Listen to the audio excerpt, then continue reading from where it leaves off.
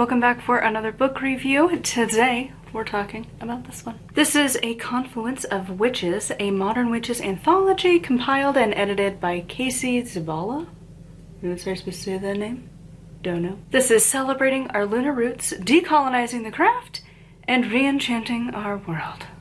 I'm gonna spoil it for you. They did not re-enchant our world in this. That was a choice that should not have happened. So yeah, by that subtitle up here, that's the premise of this book. So if you couldn't have guessed, I'm sure, anthology, in this case, we're talking multiple people are contributing random tiny little essays about like maybe 2 or 4 pages or so per person. There's like 3 or 4 different entries per chapter, and then the chapter sort of has a theme. For instance, chapter 1 is about the moon, chapter 2 is about magic and modern technology, but like not. And then you have one of my absolute favorites for the people who've been around for a while. You know how I'm gonna feel. Decolonizing Witchcraft. Then we have Spirit World, Witchcraft Body, Earth. Then we have Healing and Coven Work. And then no conclusion and just about the authors. So I gave this a 3, and it's a bad 3. In my personal, like, not trying to keep other people in mind, it's closer to like a 2. But I'm acknowledging, first of all, I read this while feeling like absolute trash. I am in fact still super sick and feeling horrible. So trying to like sludge through this, oh my god. This normally is like a couple hours of a project at most. Because again, the more you read, the quicker your reading skills go, because it's like a muscle. And, oh god, this took like all day.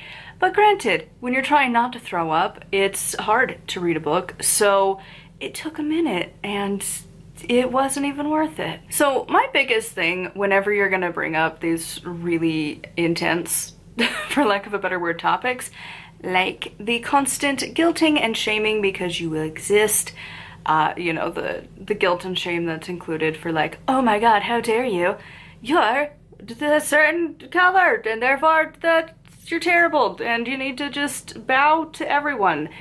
And colonizing is terrible, and anti-capitalism, and oh my god, ma!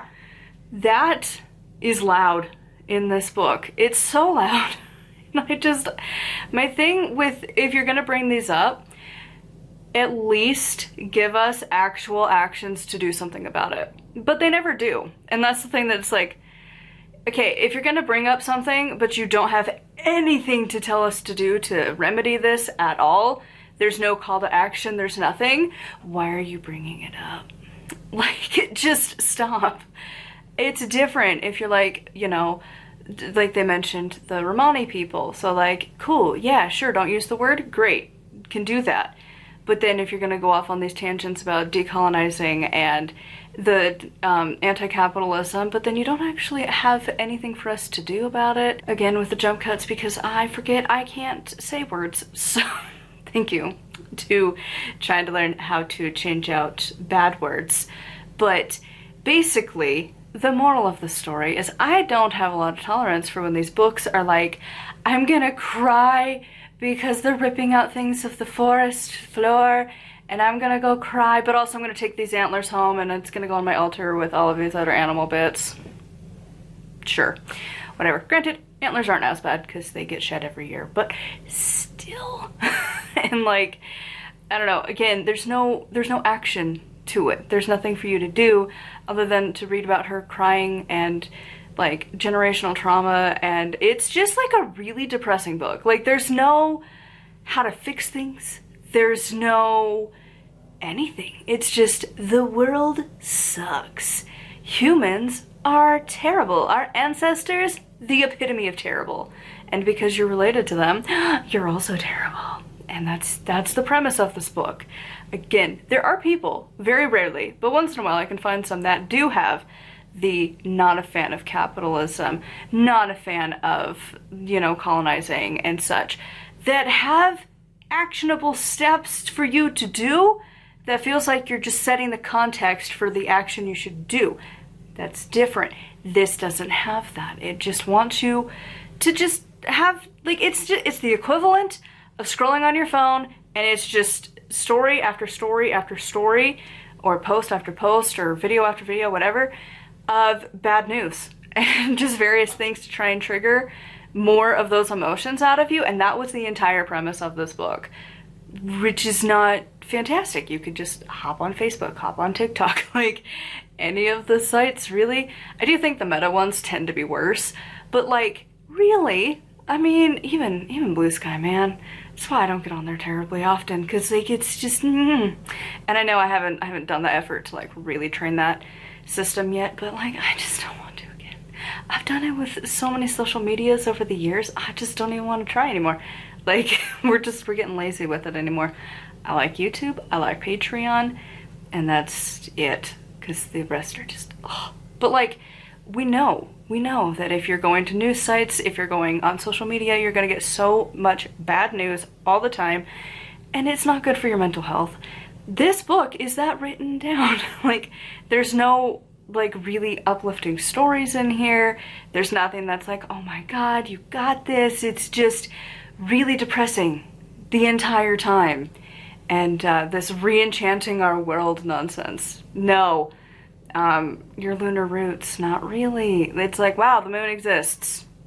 Cool.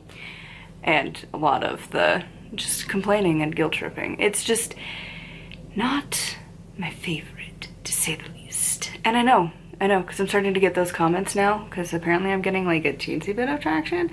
So if you're new here and you're like, oh my god, why did you read a book you don't like? You actually should do that. You should always at least read books that are not your usual, because you never know. You should always read a little bit of other people's perspectives just to learn about it. I've read books I would never actually care about. I've read books on cursing. I've read dark paganism. Didn't even know that was a different branch. It's a thing. And, you know, I have tried to read through some satanic books. I had to put a whole lot of books back because I got more in the library, so I'm sorry, Libby, you were the sacrifice to get the other ones. But thankfully there was like no holds out for the other ones, so I can just like get it back whenever. But like, you should read outside. And like, I'm not really a Buddhist. I've read those. Like, you should read outside of your usual content just to expand your horizons a little bit. Even if you still end up with the same opinion at the end, you should always read more books. Just in general, just read. But yeah, you can read books that you're pretty sure you're not gonna like going into it. That's okay. You should still read books and then still not love it and go, that wasn't for me, and walk away, which is where I'm at with this one. I just wish we had more of a call to action, even if it's topics that I'm like, I feel like we could handle this conversation better. But you know, like at the end of the day, if you give me an action to do, it's like, all right, cool. I'll hear out your story, you hear out mine, and we'll see how that goes. Because a lot of these people, they love to guilt you on everything, but then they don't eat a vegan diet. And you're like, okay, you're real worried about those trees getting ripped out, but animals being abused all the time. That one's fine. Sure, yeah. Anyways, can you tell that I feel like crap and I really didn't like this book? So that just made me hate it even more, because that's where we're at today. So this book is really, I think the best like overarching theme I could really find for this would be the activist witch.